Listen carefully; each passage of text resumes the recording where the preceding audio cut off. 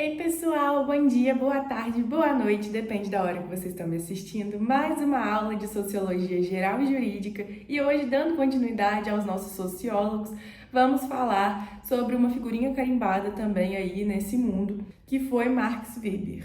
Então hoje a gente vai estudar as ideias desse sociólogo sobre ação social, dominação legítima e racionalização de direito.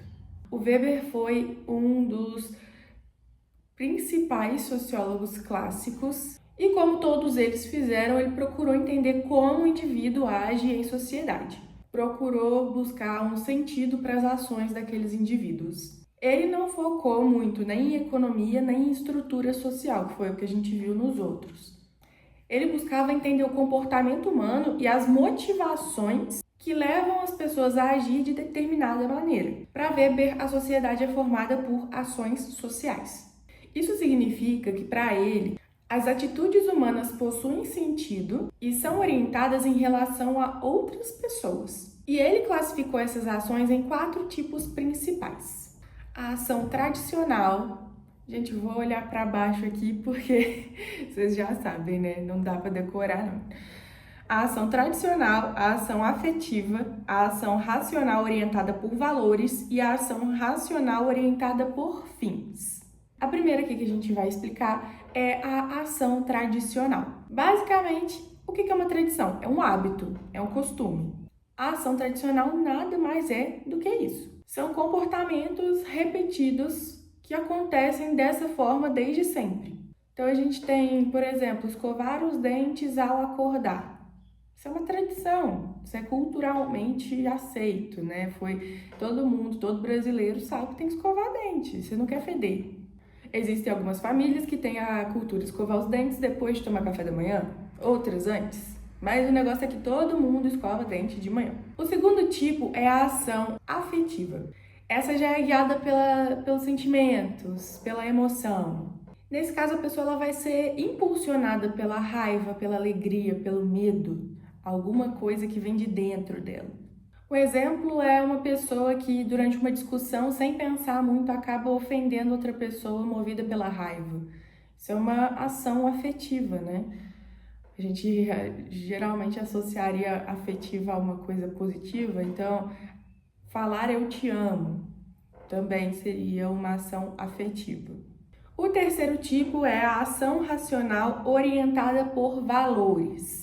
Aqui, o que são esses valores? A moral, a ética, uma religião. A pessoa vai ser motivada por um desses nortes. Ela não vai esperar nenhuma vantagem pessoal. Então, por exemplo, alguém que participa de ações voluntárias por achar que é uma necessidade moral dessa pessoa, eu preciso ajudar o próximo. E a gente tem a ação racional orientada por fins. A pessoa ela vai calcular para obter alguma coisa no final daquela ação dela. Tem um objetivo, uma busca por uma eficiência através daquela ação. Então, exemplo, um estudante que organiza os seus horários de estudo para poder passar em uma prova. E Weber não só analisou essas ações, ele também observava a forma de liderar um grupo de pessoas. Ele chamava essa liderança de dominação legítima.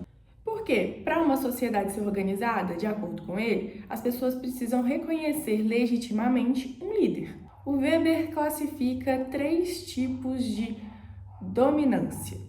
A gente tem a dominação tradicional, a dominação carismática e a dominação racional legal.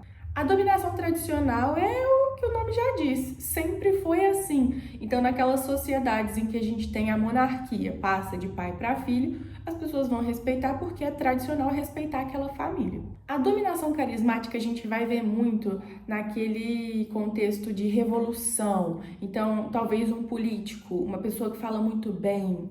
O nome já diz, né, gente? É carismático, as pessoas ficam empolgadas com a forma que aquela pessoa fala. Então, esse líder, ele conquistou o lugar dele aqui, ó, no gogó, no carisma dele. E o terceiro e último, a gente tem a dominação racional legal. Nas sociedades modernas, é a que a gente mais vai ver. Não tem tradição, não tem carisma. A autoridade vai estar ligada às leis, às regras, cargos institucionais. As pessoas não respeitam porque é um líder religioso ou porque sempre respeitaram as pessoas daquela família.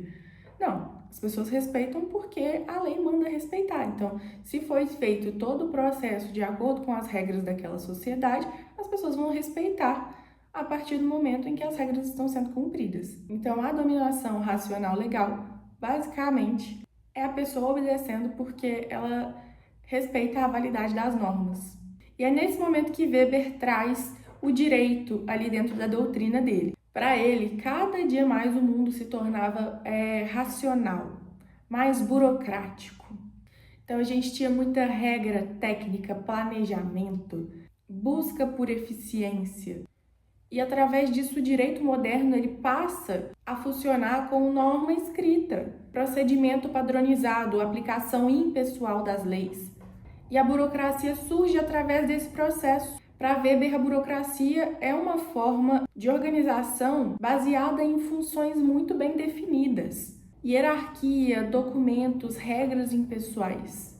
Então, isso significa que decisões devem ser tomadas seguindo normas estabelecidas, não através do favorecimento pessoal.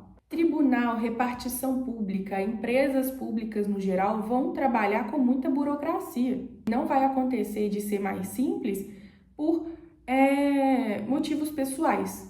Weber, então, entendia que esse tipo de modelo de sociedade, a sociedade burocrática, traz uma organização maior para a sociedade. Se torna, então, uma sociedade previsível. Só que para ele, isso poderia ser um problema porque esse excesso de processos técnicos e impessoais poderiam afetar negativamente uma sociedade, porque as pessoas ficariam afastadas. As relações humanas esfriariam, ficariam excessivamente técnicas e reduziriam a autonomia dos indivíduos, que precisariam sempre ali daquele processo burocrático para poder resolver problemas. Então, Weber ele vai definir o direito moderno como burocrático. Vai funcionar por meio de regras impessoais, instituições organizadas e autoridade baseada em lei. E aí a gente vê que, mais uma vez, para ele, direito não é só um conjunto de leis, né? Para você entender o direito, você precisa compreender ações humanas, a autoridade e a racionalização que molda a nossa cultura moderna. Então é isso, gente. Básica a aula de hoje, não quis aprofundar muito não, porque são vários pontos de vista de uma mesma coisa, né? A gente vai ver aqui vários sociólogos falando como funciona a sociedade e o direito inserido nessa sociedade. Próxima aula a gente vai comparar alguns pontos de vista que a gente viu até hoje. Até lá, qualquer dúvida vocês podem me mandar no e-mail, vocês já estão acostumados, está na descrição do vídeo. Um beijo e até a próxima!